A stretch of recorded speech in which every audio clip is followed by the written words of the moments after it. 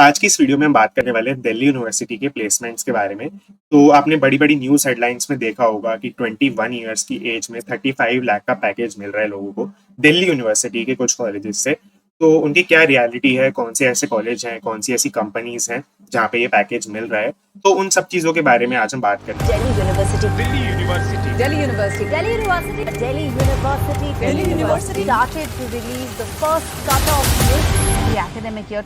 तो चलिए स्टार्ट करते हैं। मैं अपने बारे में भी साथ-साथ बताता जाऊँगा कि मैं ये क्यों वीडियो क्रेडिबिलिटी क्या है मेरी, मैं वो बता देता हूँ पहले। तो मैं हंसराज कॉलेज से पास आउट हुआ हूँ अभी 2024 के अंदर ही। बीकॉम ऑनर्स मेरा कोर्स था एंड मैं एक कंपनी में प्लेस भी हुआ हूँ, टियर 1 कंपनी में। एंड मैंने बहुत सारी और कंपनीज़ के प्लेसमेंट साइकिल में भी मैं अपीयर हुआ हूँ, मैंने बहुत सारे इंटरव्यूज़ दिए हैं। तो मेरे को उस प्रोसेस का अच्छा खासा आइडिया है कि क्या होता है प्रोसेस के अंदर। तो इस तरह से मैं इस अपने एक्सपीरियंस के बेसिस पे मैं बात करूँ। तो लेट्स स्टार्ट वेरी क्विकली। तो कॉलेजेस से सबसे पहले स्टार्ट करेंगे। कॉलेजेस से मेरा मतलब ये है कि आज की डेट में दिल्ली यूनिवर्सिटी में 91 कॉलेजेस आते हैं। बट केवल टॉप 10 कॉलेजेस जो मैंने यहाँ पे लिखा है, इनके अंदर ही प्लेसमेंट होती है और सारे कॉलेजेस के अंदर placement almost negligible to zero ही आती है, मतलब आती ही नहीं है बिल्कुल, आप ये मान के चल सकते हैं। तो इन टॉप 10 कॉलेजेस के लिए आप एम रखें, अगर आप अभी स्कूल के स्टूडेंट हैं तो आप इन टॉप 10 कॉलेजेस में आने का अपना एम रखें। उसमें भी सबसे हाईएस्ट लेवल रहता है लेवल ए कॉलेजेस का, SRCC, LSR, SSCBS मतलब शहीद Sukhdev college of business studies, कई लोगों को शायद ना पता हो। लेवल बी के अंदर हिंदू हंसराज किरोड़ीमल, लेवल सी के अंदर रामदास, ICW वेंकी मतलब वेंकटेश्वर गार्गी, ICW मतलब इंद्रप्रस्था कॉलेज ऑफ विमेन। तो इन्हीं कॉलेजेस के अंदर प्लेसमेंट आती है और इन्हीं 3 लेवल्स के अंदर अगर मैं आपको बताऊं कि कितना डिफरेंस है या मैंने लेवल्स क्यों बनाए हैं, क्योंकि कई सारी कंपनीज होती हैं जो सिर्फ टॉप 1 लेवल में ही जाएंगी, टॉप ए लेवल में ही जाएंगी। कई सारी कंपनीज होती हैं तो ए और बी में ही जाएंगी, सी में नहीं जाएंगी। अगर हम कोर्सेज की बात करें तो बीकॉम ऑनर्स और इकोनॉमिक्स ऑनर्स, ये वो 2 कोर्सेज हैं जिनके अंदर सबसे ज्यादा प्लेसमेंट होती है। ऑलमोस्ट 95% प्लेसमेंट इन्हीं दोनों कोर्सेज में होती है। इनके अलावा मैथ्स ऑनर्स, स्टैटिस्टिक्स ऑनर्स, इन दोनों में भी प्लेसमेंट्स होती हैं। बट अगर हम कोर्सेज की बात, कंपनीज की बात करें तो ओवरऑल कंपनीज जो आती हैं जनरली उनमें आपका ये सारे नाम है और जो मैंने बोल्ड किए हुए हैं जनरली ड्रीम कंपनीज रहती हैं जो कैंपसेस के अंदर आती हैं। ये पर्टिकुलर जो डेटा है tier 1 college, tier 1 company, tier 2 company, tier 3 company, इस 3 लेवल में अगेन डिवाइड होता है कंपनीज भी। और ये इंडस्ट्री स्टैंडर्ड है, ये हर कॉलेज के अंदर डिवाइड होता है। और जनरली क्या होता है कि ये हंसराज का डेटा है, तो हंसराज के अंदर जो स्टूडेंट्स होते हैं उनके लिए ड्रीम कंपनी होती है D Shaw and company, Kearney, McKinsey तो पहली बार आई है हंसराज के अंदर, इसी साल आई है। बट इससे पहले नहीं आती थी और इससे पहले से वो लेवल 1 कॉलेजेस में जाते थे। तो हाँ, इस तरह से होता है और बहुत सारी और भी कंपनीज हैं जिनका आप नाम पढ़ सकते हैं टियर 2 एंड टियर 3 के अंदर।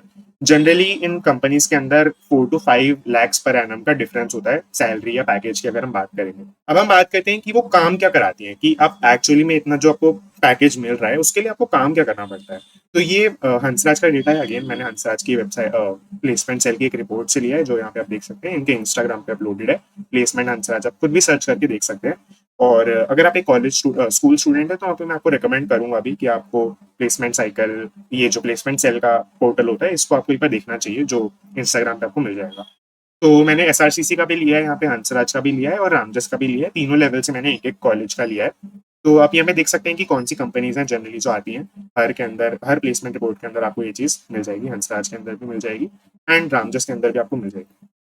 तो इस तरह से है। अब मैं बात कर रहा था कि क्या डोमेन होते हैं, तो डोमेन होते हैं जनरली सबसे ज्यादा जो रिक्रूटमेंट होता है वो, हालांकि आपको डेटा में अलग लगेगा, बट कंसल्टिंग में ही सबसे ज्यादा रिक्रूटमेंट होती है।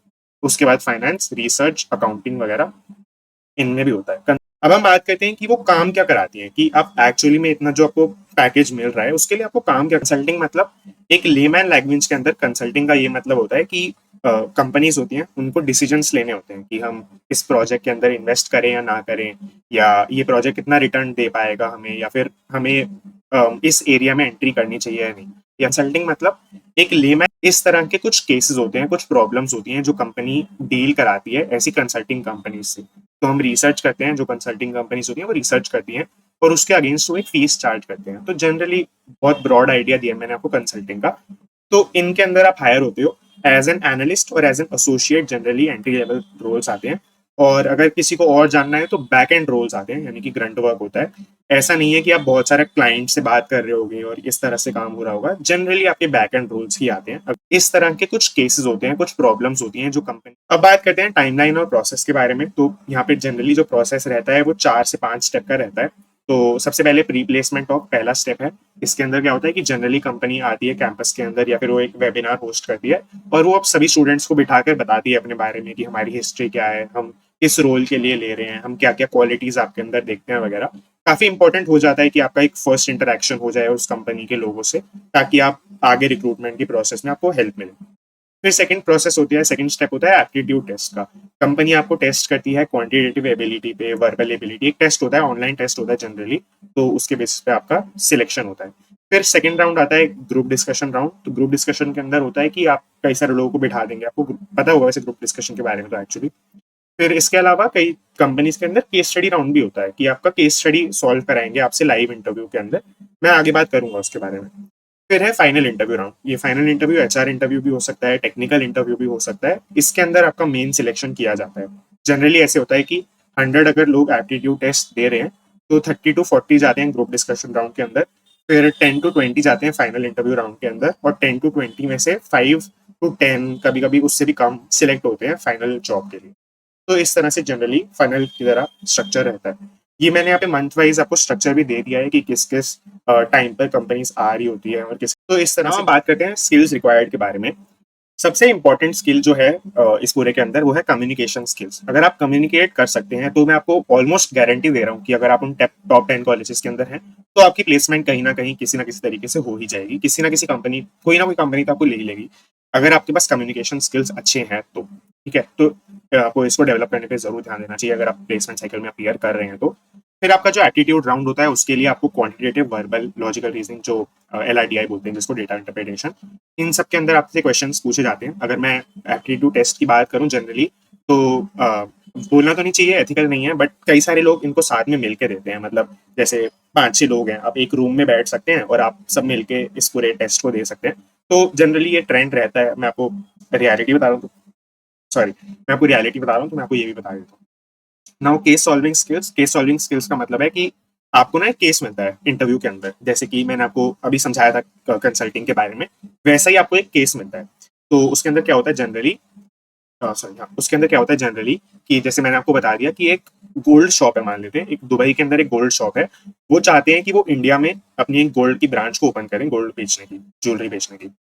तो इसके अंदर आप इंटरव्यू के अंदर कैसे प्रोसीड करोगे, मतलब आप शुरू में कुछ क्वेश्चंस पूछोगे कि भाई कितने टाइम से वो वहाँ पे काम कर रहे हैं, क्या वो रेवेन्यू एक्सपेक्ट कर रहे हैं इंडिया के अंदर, कौन सी सिटी के अंदर वो खोलना चाहते हैं शॉप अपनी, ऑनलाइन बेचते हैं, ऑफलाइन बेचते हैं वगैरह वगैरह, किस टाइप की ज्वेलरी बेचते हैं, मैरिज रिलेटेड या ऑफिशियल रिलेटेड एक्सेट्रा। तो इस तरह से आप उनसे कुछ क्वेश्चन पूछोगे, फिर वो आपको कुछ आंसर्स देंगे। तो ऐसी बैक एंड फोर्थ होता है और एट द एंड आपको एक सोल्यूशन बना के उनको देना होता है। एक अप्रोच आपकी मैटर करती है इसके अंदर सबसे ज्यादा।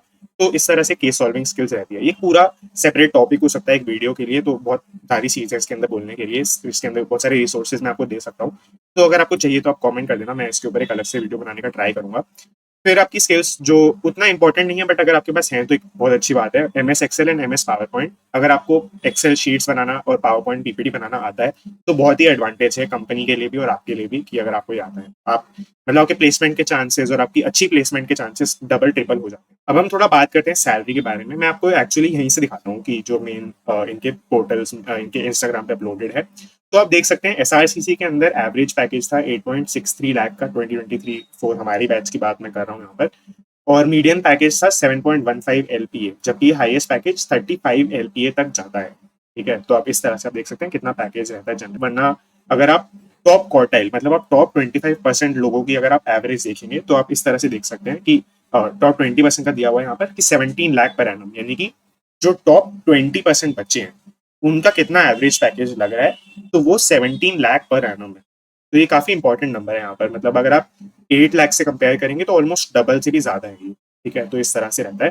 हंसराज के अंदर भी नंबर्स एवरेज में तो सिमिलर ही मिलेंगे आपको, मैं आपको दिखा देता हूँ। हंसराज के अंदर एवरेज पैकेज 8.2 LPA का है, 23 LPA का हाईएस्ट पैकेज था, और इस तरह से रहा है सारा। जो अगर हम टीयर 1 कॉलेजेस की, टीयर 1 कंपनीज की बात करें तो मैंने यहाँ पे लिखा हुआ है कि टीयर 1 कंपनी का एवरेज पैकेज जो रहता है 13 to 15 lakhs पर एनम का रहता है। रामजस को भी देख लेते हैं। रामजस के अंदर भी हाईएस्ट पैकेज 23.5 LPA ही है। और मैं आपको बता दूं कि सेम ही कंपनी है जो इन तीनों कॉलेजेस के अंदर हाईएस्ट पैकेज को ऑफर करती है। उसका नाम भी मैं आपको बता देता हूँ, डी शॉ एंड कंपनी है वो। ऑलमोस्ट सभी स्टूडेंट्स के लिए वो ड्रीम कंपनी होती है, डी शॉ एंड कंपनी। तो इनका ही ये हाईएस्ट पैकेज रहता है। नाउ इसके अलावा इनका एवरेज पैकेज था 7.4 lakhs पर annum। Alright, so thank you for watching this video. अगर आपको कोई भी ऐसा पॉइंट है जिस पे और डिटेल में वीडियो चाहिए तो आप कमेंट कर सकते हैं। कोई भी आपकी क्वेरी है तो भी आप कमेंट कर सकते हैं या मुझे मैसेज कर सकते हैं। Thank you so much for watching and please subscribe to our channel and like this video. Thank you so much.